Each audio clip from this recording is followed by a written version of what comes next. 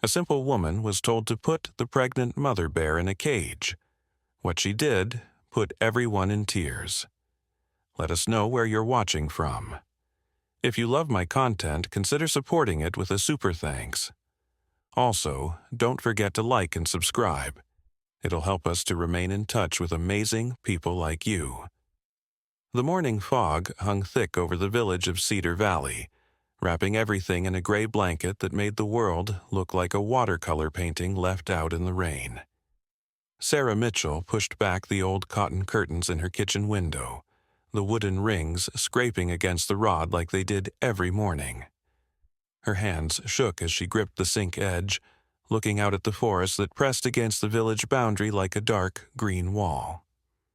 Something was wrong this morning. The birds weren't singing their usual dawn chorus, and even the squirrels that usually chattered in her backyard maple tree were silent. Sarah ran the tap, filling her white enamel kettle, when she heard the first urgent knocks on her front door. "Sarah! Sarah, open up!" The voice was Ethan Marshall, the village constable. His boots scraped against her wooden porch as he paced back and forth. "It's important." She dried her hands on her apron, the one with the faded blue flowers that her grandmother had made, and hurried to the door. When she opened it, 3 men stood there: Ethan, Jacob Bennett, the village mayor, and Connor Adams, who ran the general store. Their faces were red from the cold morning air, and their breath came out in white clouds as they spoke. "There's a bear," Ethan said quickly. "A pregnant one. Been spotted near the Dawson farm, heading this way." "She's huge," Connor added, his eyes wide. "Mrs. Dawson saw her clear as day, said she looked ready to give birth any moment." Jacob, the mayor, stepped forward. He always stood taller when he had something important to say. "We need you to help Sarah. You've always been good with animals, and this bear, she needs to be caged before she hurts someone." Caged? Sarah felt her stomach twist. She thought of the metal cages she'd seen at the county fair, how the animals inside always looked so sad, their eyes dull and their movements slow. "We've already built one," Jacob continued. "Strong iron bars. Won't hurt her, just keep her and us safe until animal control can come get her and her cubs." Sarah looked past them, trying to see the forest through the fog. "Where is she now?" "Down by Miller's Creek," Ethan answered. "We need you to help guide her to the cage. Use your way with animals. Everyone knows you talk to them like they understand you." The men shifted uncomfortably, their boots creaking on the porch boards. Sarah had always been different from others in the village. While they raised chickens for eggs and cows for milk, she talked to the birds and left food out for raccoons. Children would sometimes peek through her fence to watch her feed the wild rabbits that lived in her garden. "I don't know," Sarah whispered, wringing her hands. The thought of trapping a mother bear felt wrong in her chest, like swallowing something bitter. "Sarah," Jacob's voice turned firm, "this isn't about what you want. This is about keeping our families safe. That bear could attack anyone. Think of the children." The fog seemed to get thicker as they talked, creeping up onto the porch like ghostly fingers. Sarah could smell the damp earth and something else, something wild and musky. Her heart raced. "Will you help us?" Ethan asked. Sarah closed her eyes, thinking of her own quiet life, her small cabin on the edge of the village where she kept to herself. She wasn't brave like these men thought. She was just someone who felt things deeply, who couldn't bear to see animals suffer. I'll come look," she said finally, "but I'm not promising anything." The men relaxed visibly. "That's all we need," Jacob said. "Just come see the situation for yourself." As they walked down her porch steps into the gray morning, Sarah felt the weight of something big pressing on her shoulders. The fog swirled around their legs as they headed toward Miller's Creek. and somewhere in the distance, hidden in the mist, a mother bear was waiting with cubs she hadn't yet brought into the world. "What happens if she gives birth before we cage her?" Sarah asked quietly as they walked. The men exchanged glances. Ethan spoke first. "Then we'll have to deal with her and the cubs, one way or another." Sarah felt a chill that had nothing to do with the morning air. When they reached the edge of the forest, she could see tracks in the soft earth. Huge footprints that told a story of a heavy animal, walking slowly, carefully. The bear wasn't running or hunting. She was searching for something, maybe a safe place to bring her babies into the world. "Look at the size of those prints," Connor breathed. "She must weigh 500 pounds easy." But Sarah was looking at something else. The way the tracks faltered every few steps, how one paw print was pressed deeper than the others. This bear was tired. In pain, maybe, scared. "Where exactly is the cage?" she asked. "Just beyond that rise." Jacob pointed through the trees.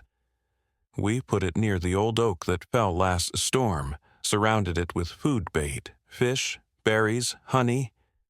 They started up the hill, branches grabbing at their clothes like thin arms trying to hold them back.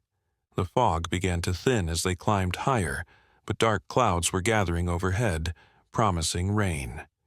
Sarah's feet felt heavy with each step, knowing they were getting closer to the place where they expected her to betray a wild animal's trust.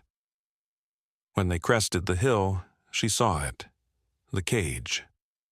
It stood in a small clearing, a square box of metal bars painted black.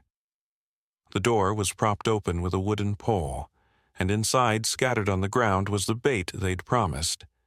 It looked small somehow, like it wasn't built for a creature as big as the bear they'd described. "She's been here," Ethan said, pointing to fresh tracks near the cage. "Circled it a few times, but didn't go in." "Smart animal," Sarah murmured. "We need you to coax her," Jacob reminded her. "Use that way you have with animals." Sarah walked closer to the cage, her footsteps soft on the pine needle carpet. The metal bars were cold when she touched them, and they smelled of paint and fear. Inside, the fish were starting to turn gray, and ants had found the honey. A low sound made her freeze. It was coming from deeper in the forest, a deep, rumbling noise that seemed to shake the air itself. Not a growl exactly, but something between pain and warning. "She's close," Connor whispered. Sarah looked back at the men. "What if she doesn't want to be caged? What if—" "Just try," Jacob cut her off. "That's all we're asking." But as Sarah turned back toward the forest, listening to that distant sound of a mother in distress, she wondered if trying was the right thing to do at all. The fog might have lifted from the ground, but a different kind of mist was settling into her mind. Doubts and fears, and a strange feeling that whatever happened next would change everything. Another sound came from the woods, closer this time, branches breaking, heavy breathing, and somewhere, mixed with the animal noises, Sarah thought she heard something that almost sounded like crying. The men grabbed their rifles tighter, fingers hovering near triggers. Sarah's heart hammered as she realized the crying wasn't coming from the bear at all. It was higher-pitched, more desperate, human, a child. "Wait," Sarah held up her hand, her voice barely a whisper. "Do you hear that?" Before anyone could answer, a little boy burst through the underbrush, his clothes torn and face streaked with tears and dirt. Sarah recognized him immediately. Tommy Wheeler, who lived 3 farms over with his grandmother after his parents died last winter. "Please help," Tommy gasped, collapsing at Sarah's feet. "She's dying, my grandmother. She went looking for herbs this morning and fell in the ravine. I tried to get help but got lost, and then I saw the bear and—" The boy's words tumbled over each other like water rushing downhill. Sarah knelt beside him, brushing leaves from his sandy hair. His left arm was cradled against his chest, bent at an odd angle. "Your arm," she said gently. "I fell too," Tommy admitted, "when I was running from the bear. But she didn't chase me, she just looked at me. Her eyes were so sad, Miss Sarah, like she was hurting too." Jacob stepped forward. "Where exactly is your grandmother, boy?" "Near the big ravine, where the wild raspberries grow." Tommy pointed deeper into the forest. "She was showing me how to find healing herbs when the ground gave way.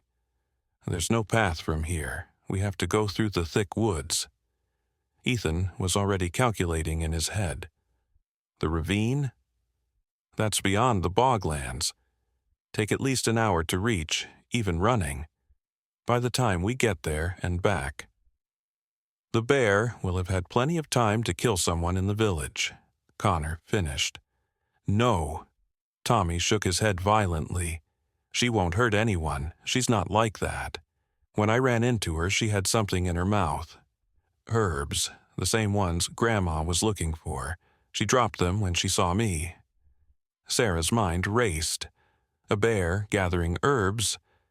That was unusual. Most bears ate whatever vegetation they found, not specifically seeking out certain plants, unless— "What kind of herbs, Tommy?" "The red-leafed ones that Grandma says help with pain, and the yellow flowers that smell like old socks. She uses those for breathing problems." "Raspberry leaves and feverfew," Sarah murmured. Those are exactly what a mother would need during difficult labor." The men looked at her blankly. Jacob shifted his weight. "What are you saying? The bear is gathering medicinal herbs. She's preparing for birth, but something's wrong. Animals know these things instinctively. If she's collecting specific plants—" Sarah trailed off, a terrible realization dawning. She might be having complications. Another series of low moans echoed through the forest, stronger now, filled with such pain that it made Sarah's chest hurt in sympathy. Tommy grabbed her arm with his good hand. "See? She's suffering. Just like Grandma. We have to help them both." The men exchanged uncertain glances. Jacob rubbed his face, clearly torn between his duty to protect the village and the emergency at hand. "We can split up," he suggested. "Ethan and Connor, you take the boy and find his grandmother. Sarah and I will deal with the bear." "No," Sarah said firmly. "You all go help Mrs. Wheeler. She needs medical attention and that boy needs his arm set. I'll stay with the bear." "Alone?" Ethan stared at her. "Are you out of your mind?" "I'm the one you asked to handle this," Sarah reminded him, "and something tells me that Bear needs help more than she needs caging." Tommy looked up at her with admiration in his eyes. "You're braver than anyone says, Miss Sarah. They call you strange because you talk to animals, but you understand them. I saw it in her eyes. She's not scary. She's just scared." The moaning grew louder, more desperate. It was coming from just beyond a thick stand of birch trees, maybe 50 yards away. Jacob made his decision. "Fine, but if anything happens to you—" "Nothing will happen," Sarah said with more confidence than she felt. "Go save Mrs. Wheeler. I'll take care of our forest visitor." As the men disappeared into the woods with Tommy between them, Sarah turned toward the sound of the suffering bear. Her hands were trembling again, but not from fear. It was anticipation mixed with worry. She approached slowly, making soft humming sounds that had always calmed frightened animals. She pushed through the birch trees and froze. There, in a small hollow surrounded by fallen logs and thick moss, lay the largest bear she'd ever seen. Her black fur was matted with sweat, and her sides heaved with each painful breath. But what made Sarah's blood run cold was what surrounded the bear: 5 dead cubs, their tiny bodies arranged in a semicircle. They were perfectly formed but lifeless, having never taken their first breath. The mother bear looked at Sarah with eyes so full of grief that tears sprang to Sarah's own eyes. This wasn't just any birth complication. This was tragedy. Sarah sank to her knees at the edge of the hollow. "Oh, Mama," she whispered, "I'm so sorry." The bear made a soft whine, almost like a plea. She shifted slightly, and Sarah saw movement beneath her massive body. One more cub, this one alive, making tiny squeaking sounds as it searched for its mother's warmth. But something was wrong with this cub, too. It was struggling to breathe, its little chest rising and falling in rapid, shallow pants. Sarah had seen this before with the farm animals, pneumonia in newborns, often fatal without immediate intervention. The mother bear nudged the living cub toward Sarah.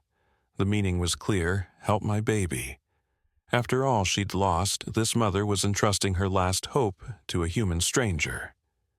Sarah crawled forward slowly. The mother bear watched her, but didn't attack. When Sarah reached the cub, no bigger than a guinea pig, the mother actually lifted her massive paw to make room. The cub was ice cold, its fur damp and sticky. "She needs to be warm," Sarah said out loud, though she knew the bear couldn't understand words. "And those herbs Tommy mentioned, they might help her breathing." The bear pushed something toward Sarah with her nose. A pile of chewed herbs, the same ones Tommy had described. The mother had been preparing, gathering medicine, knowing instinctively that her birth would be difficult. Sarah had never done anything like this before. She wasn't a veterinarian or a doctor, but as she looked into the mother bear's eyes, she saw a reflection of every mother's love. Fierce and overwhelming and desperate. She couldn't walk away. Gently, she picked up the struggling cub. It weighed next to nothing, its little claws gripping her jacket. The mother bear didn't move, just kept watching with those intelligent brown eyes that seemed to see right into Sarah's soul.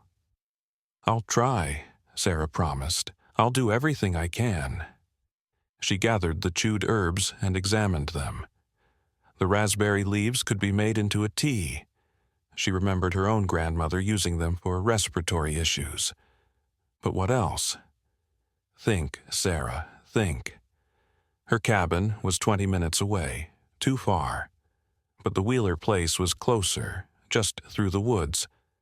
Mrs. Wheeler would have left her kitchen stocked with herbs and remedies before her morning walk. If Sarah could get there and back quickly enough. The cub coughed, a wet, rattling sound that made Sarah's decision for her. She needed proper supplies. "I have to go," she told the mother bear, "just for a little while, to get things to help your baby."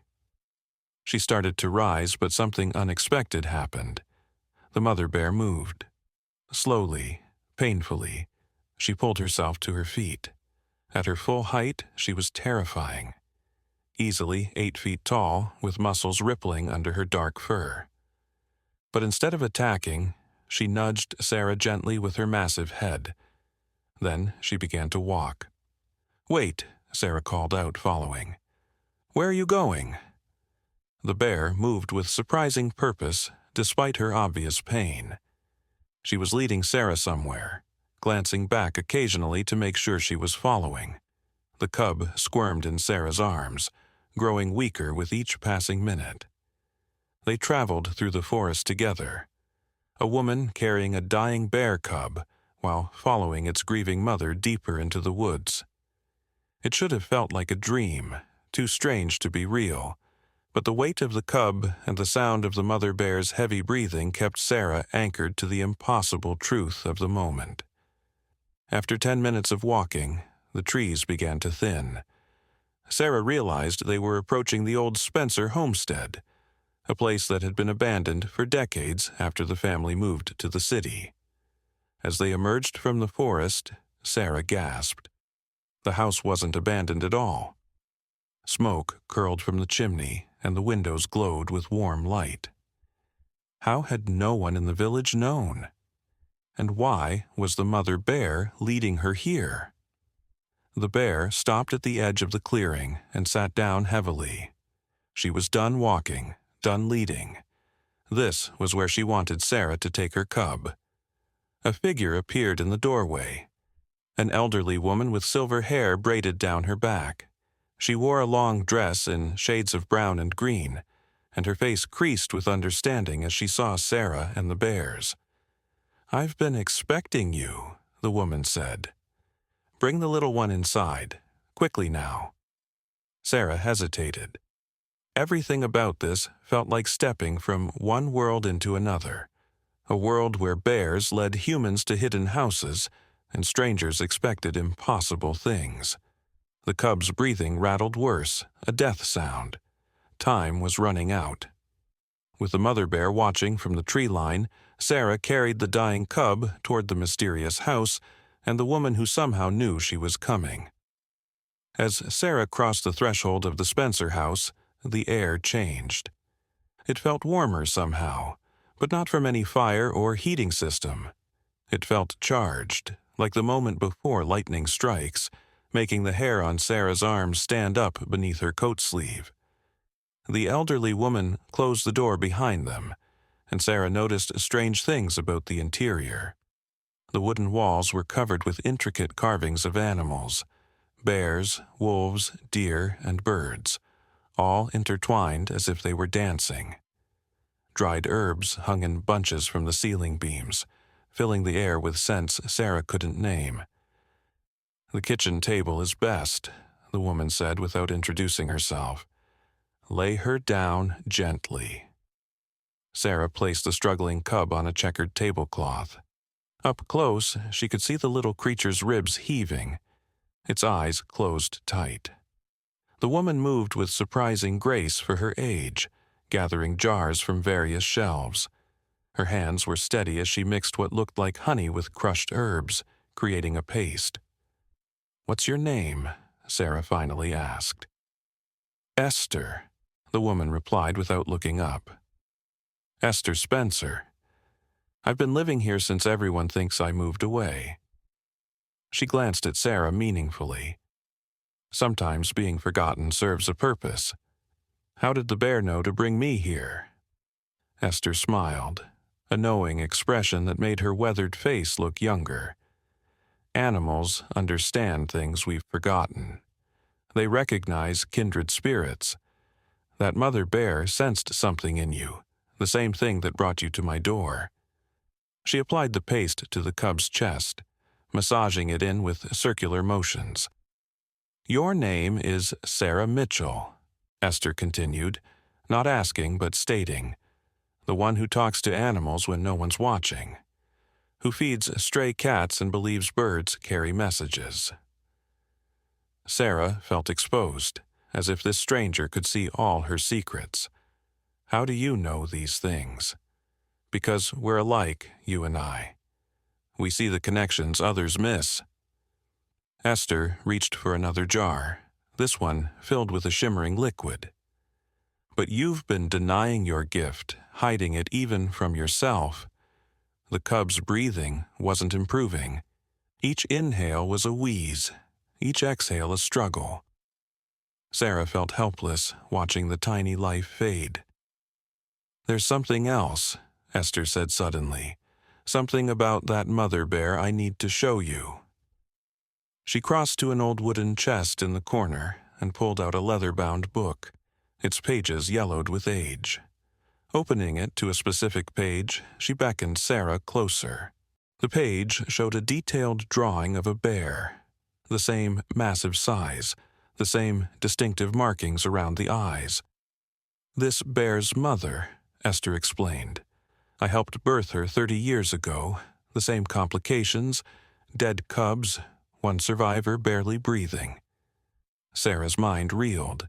But that would mean bears can live 40 years in the wild. You're looking at a bear whose own life I saved when she was just as helpless as this cub. She remembered.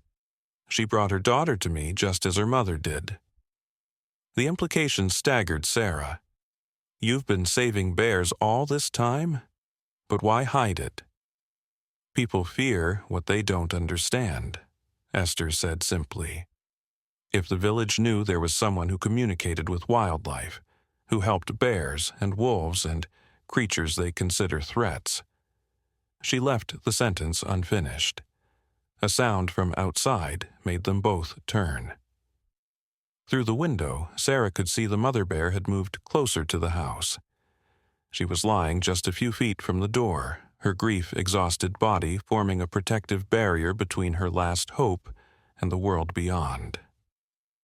She trusts us with her most precious gift, Esther whispered. We must not fail her. The elderly woman returned to the cub with renewed purpose. She brought out a tiny copper cup and filled it with a steaming liquid that smelled of moss and spring water. With remarkable tenderness, she dipped her finger in the brew and let it drip onto the cub's lips. Help me, she instructed Sarah. Hold her head up gently. We need to get this into her system. As Sarah cradled the cub's head, their eyes met. Esther's pale blue eyes that seemed to hold centuries of wisdom, and Sarah's brown ones filled with newfound determination. They worked together, feeding the medicine drop by drop, willing the tiny creature to survive. Minutes stretched into what felt like hours. The cub's breathing remained labored, but she began to swallow reflexively. Small victories. Outside, dark clouds moved across the sky, casting the forest in an eerie twilight, though it was barely noon. There's a storm coming, Esther observed, glancing at the window. The others will be back soon, the men from your village. They won't understand what they're seeing when they find the mother bear here at this house that's supposed to be abandoned. Sarah felt a surge of protectiveness she'd never experienced before. We have to protect her. After everything she's been through, losing her other cubs. The question is, are you ready to choose? Esther asked. Between the safety of anonymity in your village and the responsibility of your true nature. Because once you reveal yourself as someone who communicates with wild animals, as someone who defies village orders to save a bear, your life will never be the same. A crash of thunder punctuated her words, and with it came a revelation. The men would return. They'd track her here, probably following the bear's enormous footprints. When they found her caring for a bear cub instead of caging the mother, there would be consequences. What if...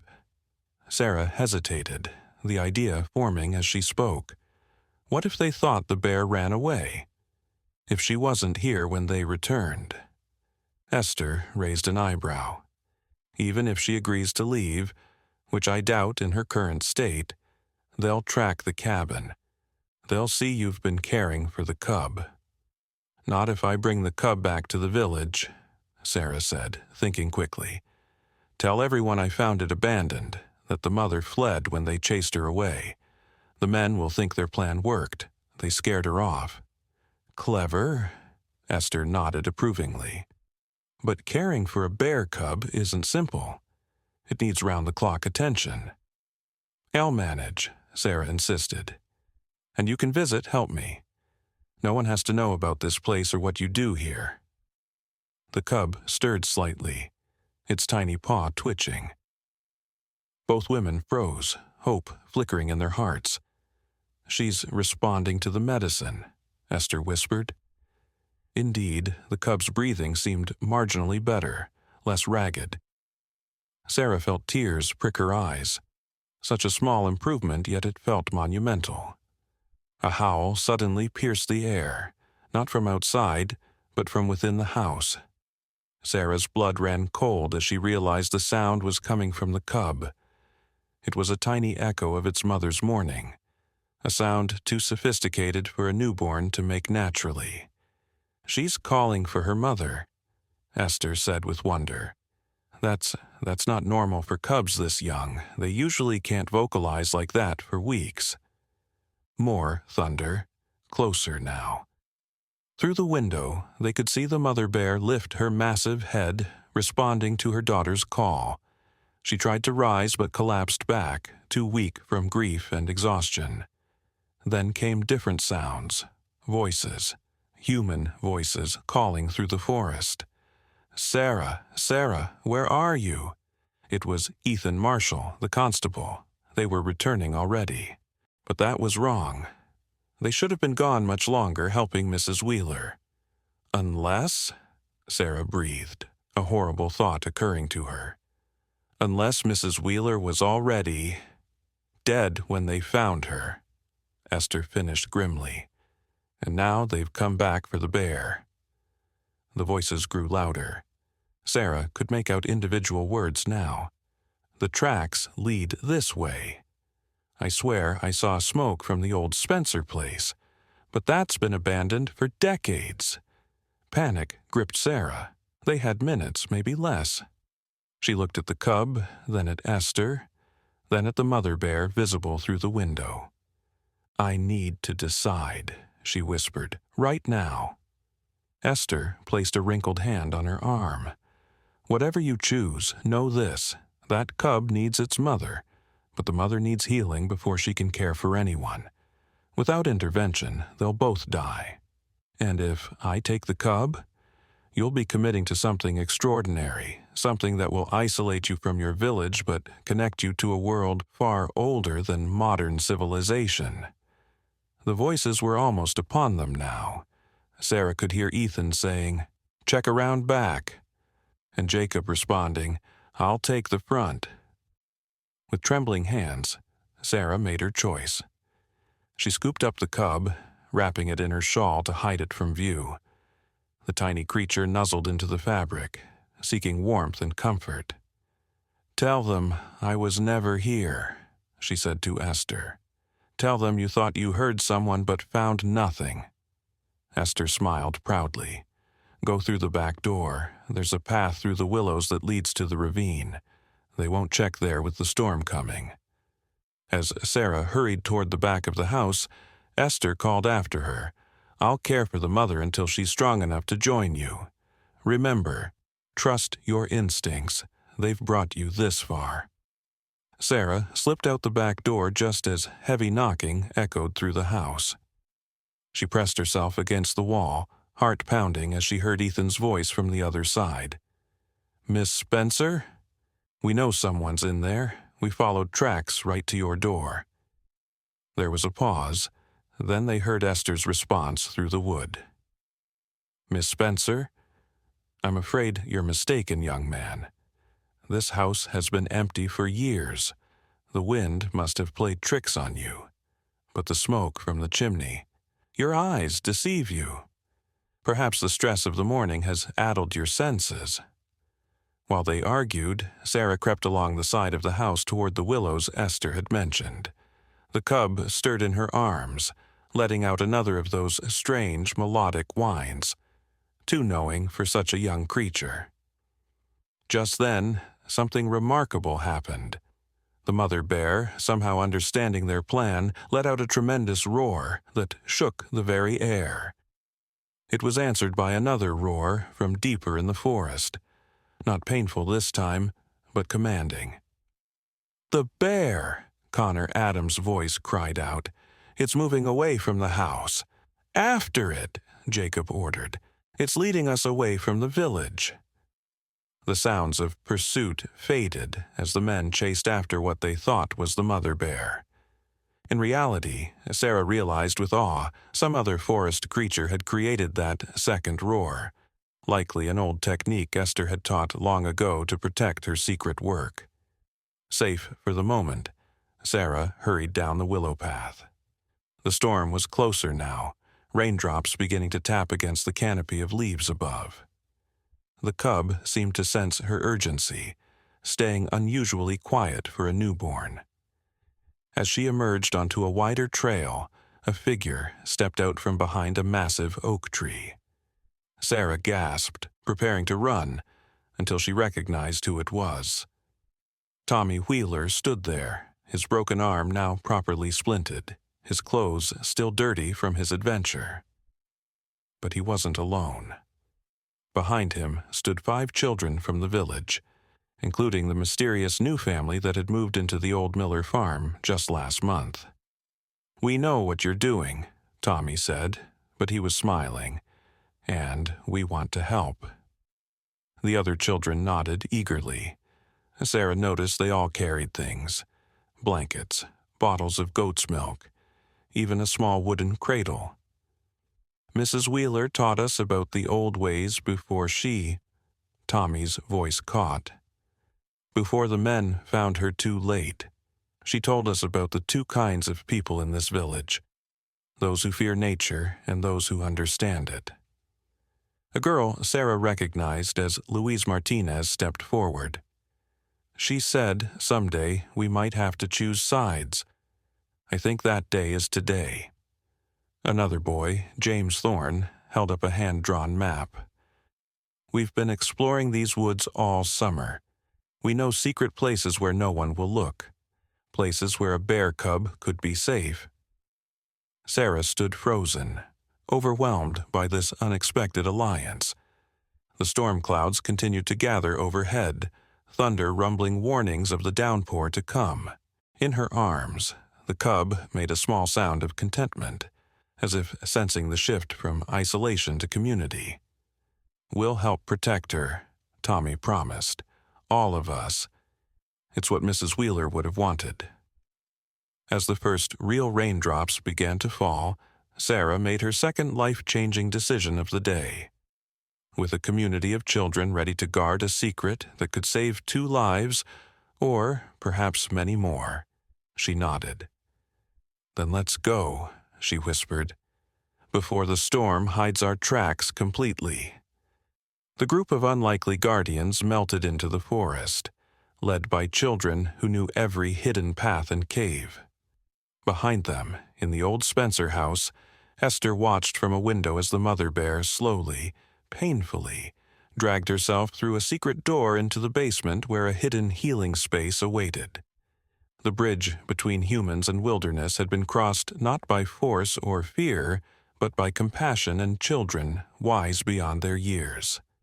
And as the storm reached its full fury, washing away all traces of their passage, Sarah felt she was no longer just saving a bear cub. She was preserving something far more precious, a living bridge between 2 worlds that had drifted too far apart. The children led Sarah through a maze of barely visible paths, their small feet finding purchase where Sarah struggled.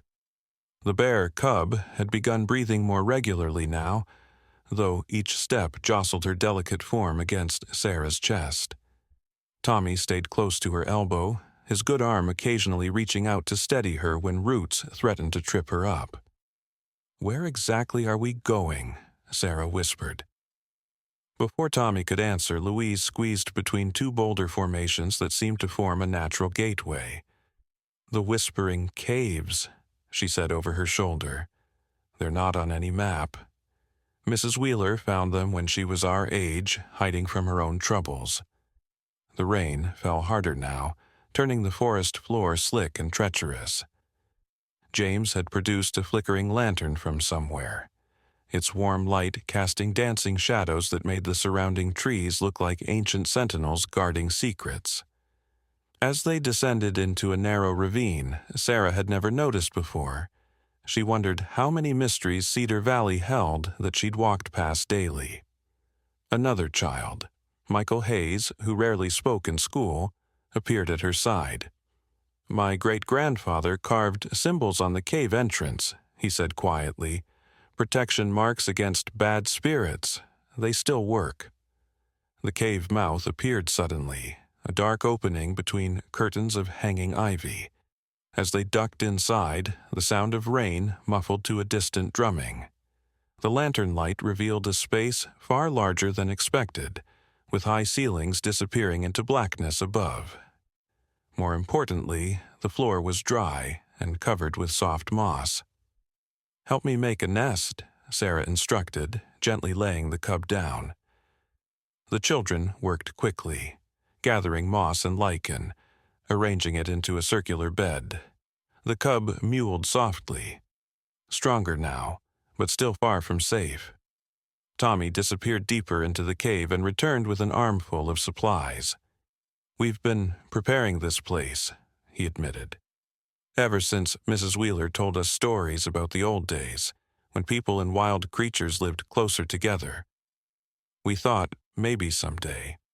"You were planning for something like this?" Sarah couldn't hide her amazement.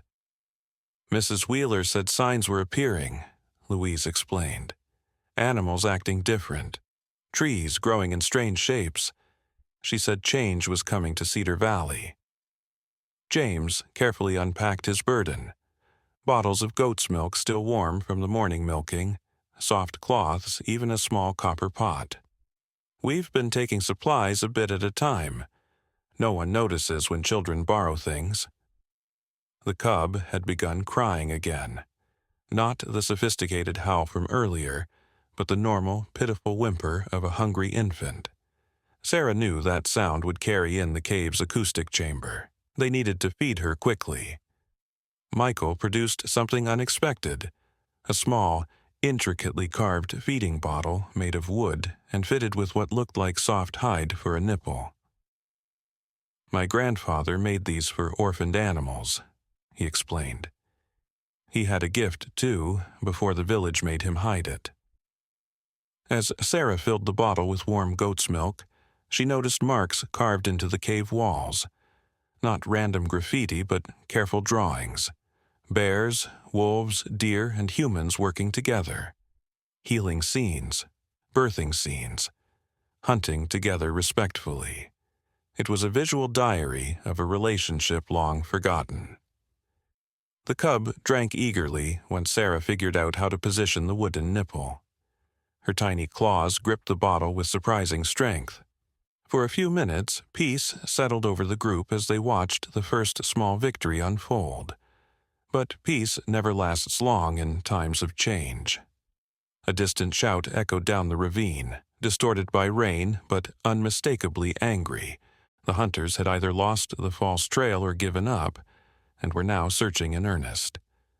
Worse, the shout was followed by barking. They'd brought hunting dogs. "They'll find our scent trail," Tommy said grimly. "Even with the rain, the dogs are trained to track bears." "Not just bears," another child, Sophia, whose family ran the village kennels, spoke for the first time. "They train them to track anyone the village leaders want found." The implication hung heavy in the cave air. Sarah was no longer just helping an animal. She was defying direct orders from the village council. If caught, she could face imprisonment, or worse, exile in the coming winter. "There's something else you need to know," Louise said hesitantly. "The men didn't just want to cage the bear. I overheard them talking at the general store last week. There's a man coming from the city who pays big money for bear parts. Gallbladders, claws, hide. They were going to kill her." Sarah breathed, horrified. "They used the safety story as a cover." "My uncle in the capital says there's a growing market," James added, "especially for bears with cubs. Some buyers believe drinking tea made from a mother bear's organs makes women more fertile." The cub finished her bottle and immediately curled into a tighter ball against Sarah's body, seeking warmth and comfort. Looking down at the innocent creature, Sarah felt rage building. How could anyone transform this helpless life into profit? "We have to warn Esther," she decided. "If they can't find me and the cub, they'll go after the mother even harder." "Mrs. Wheeler taught us signals," Tommy said.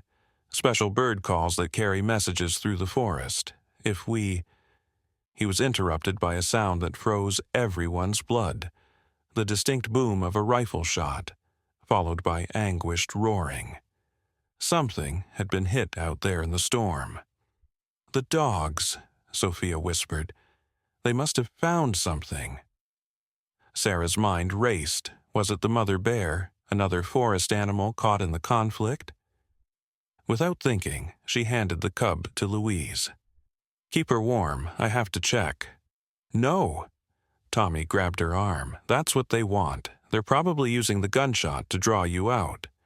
But if it's the mother bear, then she needs you alive to care for her cub, Michael reasoned with a wisdom far beyond his years. Another shot rang out, closer this time. The roaring had stopped. Sarah felt helpless, torn between protecting the cub in her arms and investigating the sinister sounds from the forest. "I know these caves better than anyone," James offered. "They connect to old mine tunnels. If I take the back passages, I can circle around, see what's happening without being spotted." "It's too dangerous," Sarah protested. "So is doing nothing," James countered. "The rest of you barricade this entrance with rocks, make it look like a dead end. I'll be back within the hour." Before anyone could stop him, the boy grabbed the lantern and disappeared into the shadows at the back of the cave. The remaining children immediately set to work, moving stones to partially conceal the entrance. They worked with practiced efficiency that suggested they'd planned for this scenario. As they waited in the growing darkness, Sarah tried to process everything that had happened in just a few hours. This morning, she'd been a simple village woman, known for talking to birds and feeding stray cats. Now she sat in a hidden cave with a bear cub, surrounded by children who'd apparently been preparing for some kind of underground resistance movement. "Mrs. Wheeler knew, didn't she?" Sarah asked Tommy. She knew something was changing in Cedar Valley. Tommy nodded. She said the village leaders had become greedy, that they'd started making deals with outsiders, selling lumber rights, mining permits, hunting licenses for protected species.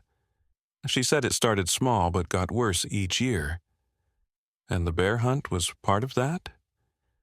"She overheard your mayor making calls to the same city man who buys animal parts." The mayor knew about the pregnant bear from Ethan's patrol reports.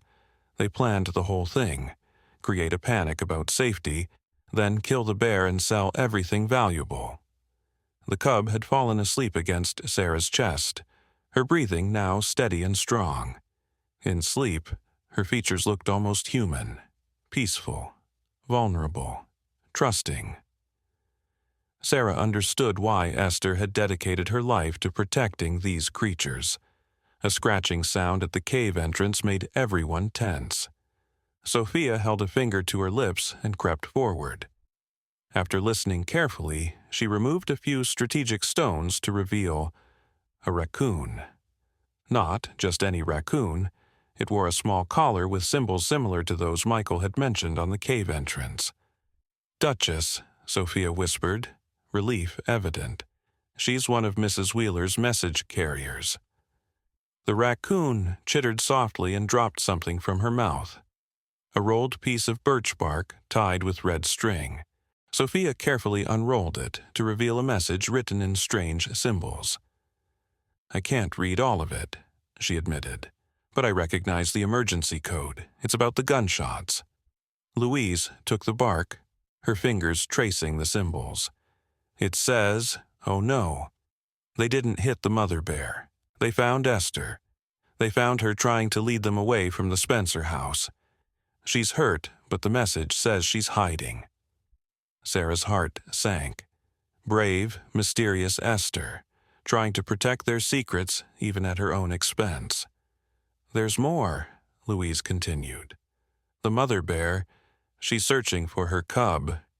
She can somehow sense where the cub is, even through the storm." This explained the cub's unusual vocalizations.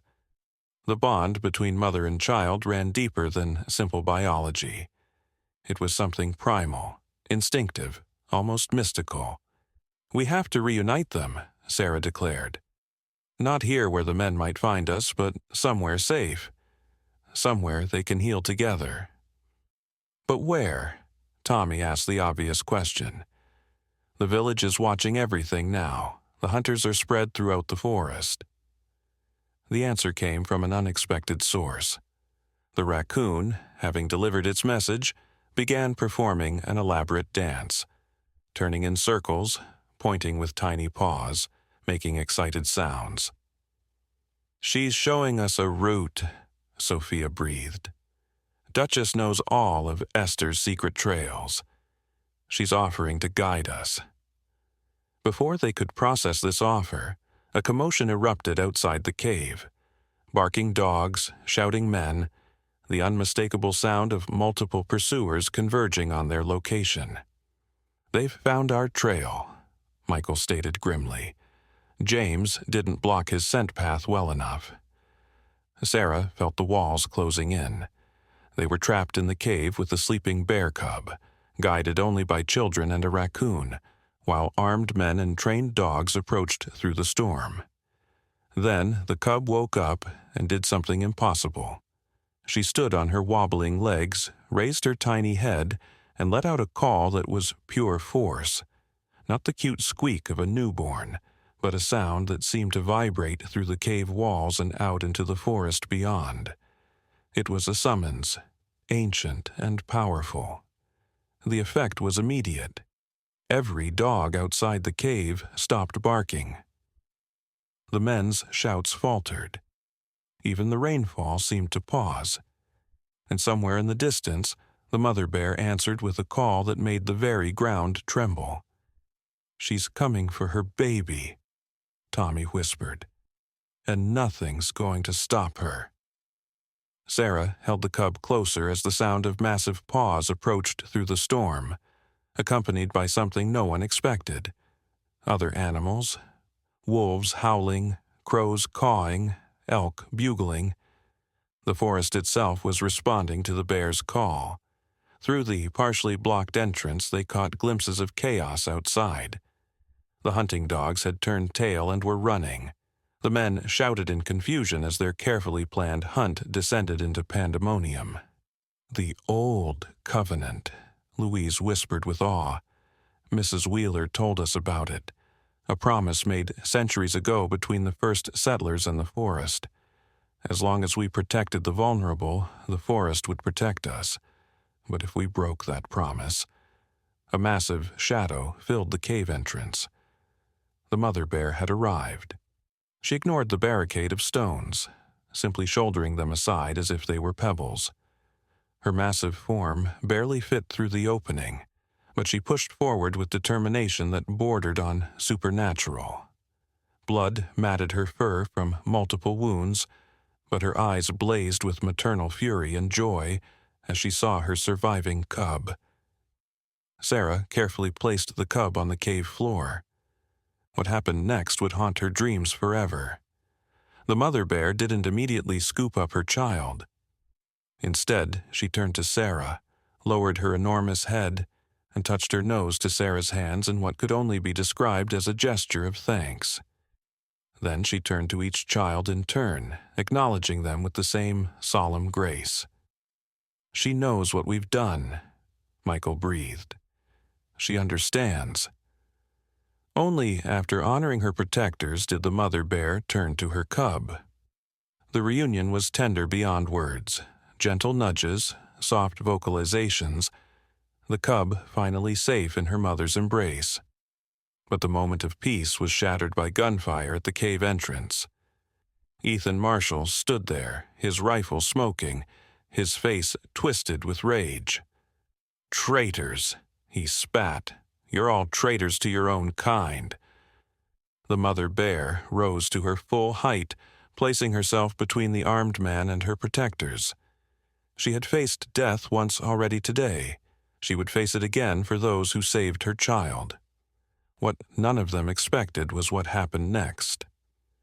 James burst through a side passage of the cave, not alone, but leading a group of village women, including Sarah's neighbors, the school teacher, the baker's wife, even Jacob Bennett's own sister. Each carried something: medical supplies, food, weapons, determination. "You want to shoot children and their bear?" called out Margaret Bennett, stepping forward. "You'll have to go through us first." Ethan's rifle wavered. Behind him, more men appeared, but their certainty was crumbling. Shooting a bear was one thing. Shooting women and children of their own village was another entirely. The standoff stretched toward a conclusion no one could have predicted when a new voice cut through the tension. "Lower your weapons," commanded a female voice from the shadows. "All of them." Esther Spencer emerged from the darkness, supported by 2 village women. She was bloodied but unbowed, and in her hand she carried something that made every man freeze: a document with the official seal of the territorial governor. This forest, including every cave and path within it, was designated a protected sanctuary 50 years ago, she announced. The papers were filed but deliberately hidden by certain village officials who wanted to exploit the land. She held up the document for all to see. "Any hunting, trading, or harming of protected species carries a federal sentence. I've kept these papers safe all these years, waiting for when they might be needed." The weight of her words settled over the gathering. The mother bear slowly lowered herself, still alert but sensing the shift in power. Her cub nestled safely against her, making small, contented sounds. Ethan dropped his rifle. The other men followed suit. The confrontation was ending not with violence, but with the revelation of a deeper truth: that the law, properly preserved and revealed at the right moment, could be stronger than guns. "What happens now?" Tommy asked into the settling quiet. Esther smiled despite her wounds. "Now we begin to remember what Cedar Valley once was and could be again. A place where human and wild can coexist, where laws protect the vulnerable, where children understand the old ways better than their elders." The storm outside had lessened to a gentle rain. As if on cue, a beam of afternoon sunlight broke through the cave entrance, illuminating the mother bear and her cub in golden light. They looked like a painting from an ancient time when magic still walked the earth. Sarah stood among the children who had taught her courage, the women who had found their strength, and the man who had chosen justice over personal gain. The mother bear looked at her one more time, nodded as if sealing a pact, then turned and walked out of the cave with her precious cub. The last image Sarah would carry forever was the sight of them disappearing into the dappled forest light, not fleeing in fear, but walking with dignity toward whatever future awaited them in the protected wilderness beyond Cedar Valley.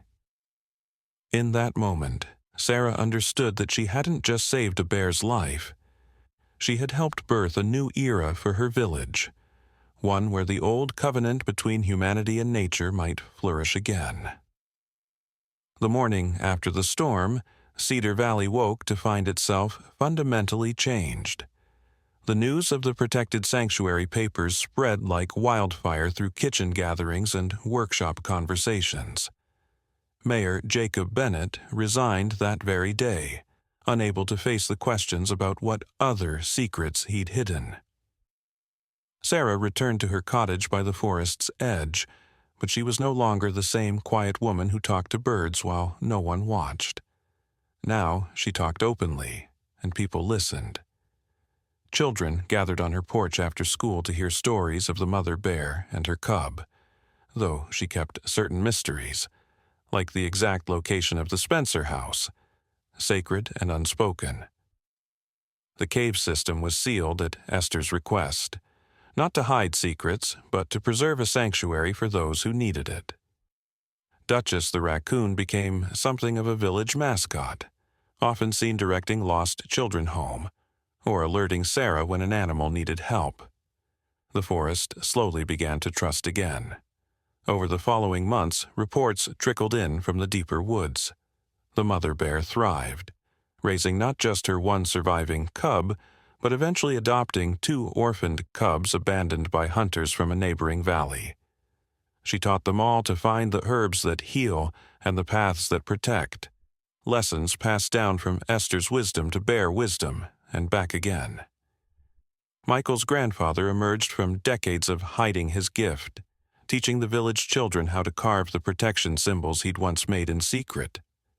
The carvings appeared on fence posts and door frames throughout Cedar Valley, each one a promise to remember the old ways. Tommy Wheeler's arm healed strong, and he grew to become the village's first official sanctuary keeper, working with Esther until her death 3 winters later. At her funeral, every animal she'd ever saved seemed to gather at the forest's edge to pay respects. Bears, wolves, deer, and birds, creating a living eulogy more powerful than any words. James Thorne mapped the underground tunnels and caves, creating a hidden network that preserved the old escape routes while adding modern protections. His maps, drawn in the same ancient symbols that covered the cave walls, were kept in the village library alongside Esther's journals, available to anyone who sought to understand the deeper history of their home. The federal authorities arrived a month after the sanctuary papers were revealed, not to punish but to collaborate. They established the Cedar Valley Wildlife Preserve, with Sarah as its first civilian advisor. The men who had hunted bears now trained as park rangers, their guilt transforming into genuine dedication to protection. But perhaps the most remarkable change was in Sarah herself. Once a year, on the anniversary of that stormy day, she walked to the old oak at the forest's edge where she'd first heard the mother bear moaning in labor. There, without fail, fresh claw marks appeared on the bark, high enough that only a massive bear could leave them. And sometimes, if she sat very still and hummed the old songs Esther had taught her, Sarah would hear an answering call from deep within the trees. Not a roar of pain or fear, but something melodic and grateful. On lucky mornings, when mist hung low and magic felt possible, she'd catch glimpses of distinct shapes moving through the fog. A mother bear walking with cubs of varying ages, all of them learning to survive in a world where humans had remembered how to be protectors instead of predators. The village flourished under this new understanding. Tourism came, but the right kind, people who wanted to hear stories of the old covenant and learn how to listen to the forest. The general store expanded to include herbal medicines and hand-carved wooden charms blessed by both Christian ministers and Esther's apprentices. And in Sarah's garden, something unexpected grew. The raspberry plants and feverfew that the mother bear had gathered in her desperate search for healing herbs took root around Sarah's cottage. Each spring, they bloomed more abundantly than anywhere else in the valley, creating a living memorial to the day when a mother's love and a woman's compassion changed everything. On summer evenings, children still gathered to hear Sarah tell the tale of the pregnant mother bear who came seeking help. But now the story included their own roles, how young voices had risen in defense of the voiceless, how courage could emerge from the smallest among them, how the forest remembered those who remembered it. Tommy, grown now with children of his own, sometimes added an epilogue to these tellings. And that's why, whenever you feel alone or scared, remember to listen carefully. The forest speaks to those who helped it speak, and somewhere out there, your bear friends are listening too. Years later, long after some had forgotten the exact details, the essence of that day remained embedded in Cedar Valley's soul. The village by the woods became known as a place where wild things were protected, where children grew up knowing both respect for nature's power and gentleness toward its vulnerabilities. And in the deepest part of the forest, where sunlight filtered through ancient trees and herbs grew in sacred patterns, bear mothers still taught their cubs an unusual lesson. They showed them the path to the old oak at the forest's edge and taught them to leave gentle claw marks as a sign of remembrance. For in the mysterious way that animals pass down wisdom, they knew that once, long ago when the world seemed darkest, humans had remembered how to be friends. The story became Cedar Valley's heartbeat, a reminder that the greatest moments often begin with the simplest choice, to help rather than harm, to protect rather than profit, to see the humanity in every creature's eyes. And on stormy days when rain washed away all tracks and the world seemed new again, people swore they could still hear the echo of that first impossible call. A bear cub's voice carrying hope through the forest, forever changing the hearts that were brave enough to answer.